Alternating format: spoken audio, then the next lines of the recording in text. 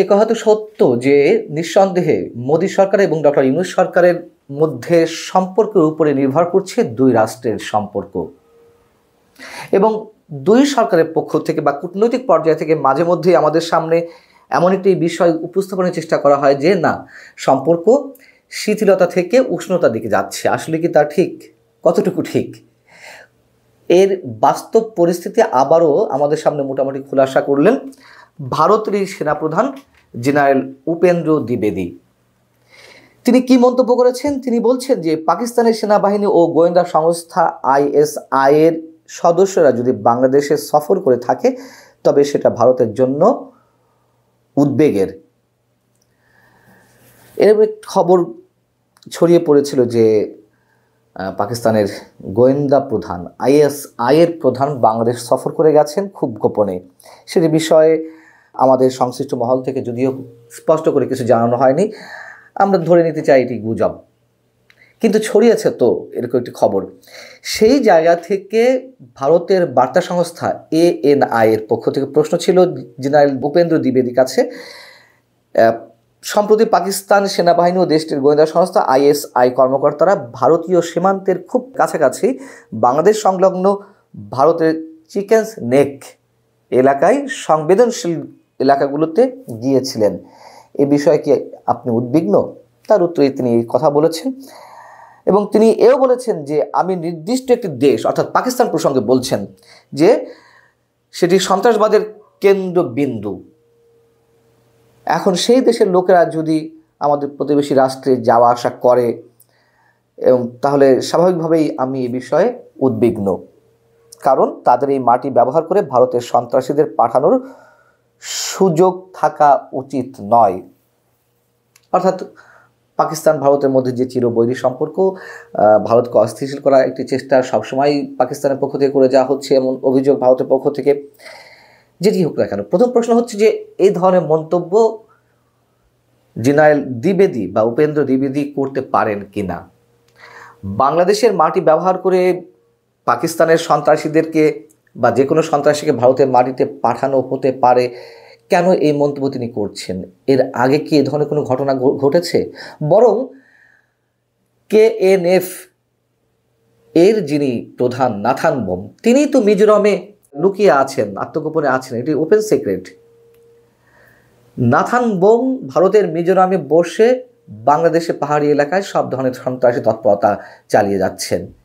এ বিষয়ে তো তাদের কোনো উদ্বেগ নেই, উৎকণ্ঠা নেই বা কোনো ধরনের তৎপরতা নেই নাথান বোমকে আটকের বিষয়ে।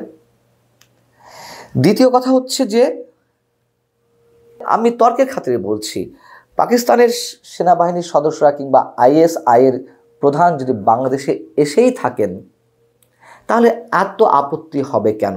যদিও পাকিস্তানের সঙ্গে বাংলাদেশের যে এখন একটি ভয়ঙ্কর উষ্ণ সম্পর্ক প্রতিষ্ঠার চেষ্টা আমরা দেখছি, সেটি আমাদের জন্য উদ্বেগের, নিশ্চয়ই উদ্বেগের, কিন্তু আমি শুধু তর্কের খাতিরে প্রশ্ন তুলছি। ভারতও আমাদের জন্য কম উদ্বেগের ছিল না, এবং ভারতের সেনা সদস্যরা কিংবা ভারতের গোয়েন্দা যে প্রতিষ্ঠান রয়ের কর্মকর্তাও তো বাংলাদেশে অসংখ্যবার আসা যাওয়া করেছে। তারা যদি এইভাবে বাংলাদেশে প্রভাব বিস্তার করার জন্য আসা যাওয়া করতে পারেন তাহলে পাকিস্তানের সদস্য এখন আসবেন না। হ্যাঁ, তাদের জায়গা থেকে তাদের উদ্বেগ উৎকণ্ঠা থাকতেই পারে, আমি শুধু প্রশ্ন তুললাম যৌক্তিকতার জায়গা থেকে। এবং জেনারেল উপেন্দ্র দ্বিবেদীর মন্তব্যের পক্ষে তিনি আরও যুক্তি দিতে পারেন যে 10 ট্রাক অস্ত্র মামলায় 6 আসামিকে খালাস দেয়া হলো, প্রধান আসামি লুৎফুজ্জামান বাবরকে খালাস দেয়া হলো, অনেকের শাস্তি কমানো হলো, এবং তার মধ্যে সবচেয়ে বেশি উদ্বেগজনক যেটি ভারতের বিচ্ছিন্নতাবাদী সংগঠন উলফার নেতা পরেশ বড়ুয়ার যে মৃত্যুদণ্ড হয়েছিল সেটি সর্বোচ্চ আদালতের রায়ে সেই মৃত্যুদণ্ড থেকে তাকে যাবজ্জীবন কারাদণ্ড দেওয়া হয়েছে। এই জায়গা থেকে ভারতের উদ্বিগ্ন হওয়ার যথেষ্ট কারণ রয়েছে। এবং যে ভয়ঙ্কর অস্ত্রগুলো এসেছিল, কী উদ্দেশ্যে এসেছিল, কেন এসেছিল, কারা এনেছিল, এ নিয়ে তো নানান ধরনের কথা লোকমুখে প্রচলিত আছে। সেই জায়গা থেকে ভারতের এই উদ্বেগের, আমি আপাতত উদ্বেগ থাকার কোনো কারণ নেই সে কথা বলছি না, যথেষ্ট উদ্বেগ থাকতে পারে। ভারতের সেনাপ্রধান কিন্তু একথাও মনে করিয়ে দিয়েছেন ওই একই প্রশ্নের উত্তরে। যদি প্রশাসনের কথা বলেন বাংলাদেশ ভারত সম্পর্কের ক্ষেত্রে, তিনি বলছেন যদি প্রশাসনের কথা বলেন এক্ষেত্রে আমার অবস্থান হলো যখন সেখানে কোনো নির্বাচিত সরকার, অর্থাৎ বাংলাদেশে যখন কোনো নির্বাচিত সরকার থাকবে তখন আমি বলতে পারবো তাদের সঙ্গে আমাদের সম্পর্ক কেমন হওয়া উচিত। কেমন হওয়া উচিত শুধু এটিই নয়, আর এ ধরনের মন্তব্য ভারতের সেনাপ্রধান নতুন কেবল করলেন না, এর আগেও তিনি বলেছেন যে বাংলাদেশে নির্বাচিত কোনো সরকার এলে তখন কেবলমাত্র বাংলাদেশ ভারতের সম্পর্ক গড়ে উঠতে পারে।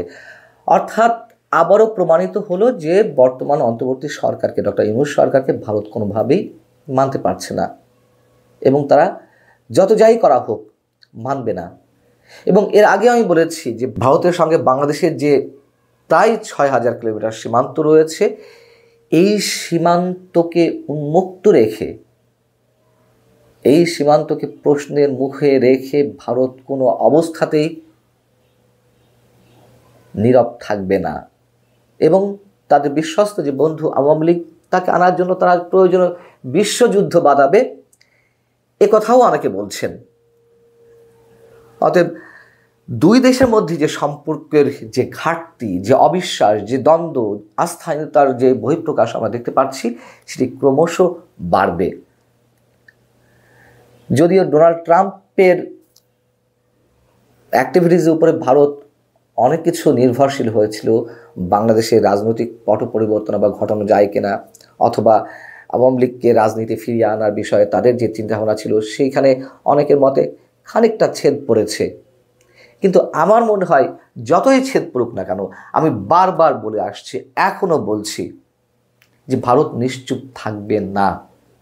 এবং সেই জায়গা থেকে আমার বক্তব্যটি হচ্ছে, যেটি বারবার বলতে চাচ্ছি, সরকারকেই এই বিষয়ে উদ্যোগ নিতে হবে, অন্তত ডক্টর ইউনূস সরকারকে, যাতে ভারতের জন্য উদ্বেগের কিছু না ঘটে। পাকিস্তানের সঙ্গে আমাদের সম্পর্কের স্বাভাবিক কোনো প্রক্রিয়ায় এগোতেই পারে, কিন্তু যেই তীব্র উষ্ণতার একটি মাত্রা আমাদের সামনে উপস্থিত হচ্ছে সেটা নিয়ে তো আমরাও নিজেরাও শঙ্কিত। এবং চারিদিকে মৌলবাদের যে আস্ফালন, চরমপন্থী গোষ্ঠীর যে নানান ধরনের হুমকি নানান পর্যায়ে, সেটা তো আমরাও নিশ্চয়ই ভালোভাবে নিচ্ছি না, নেওয়ার কথা নয়।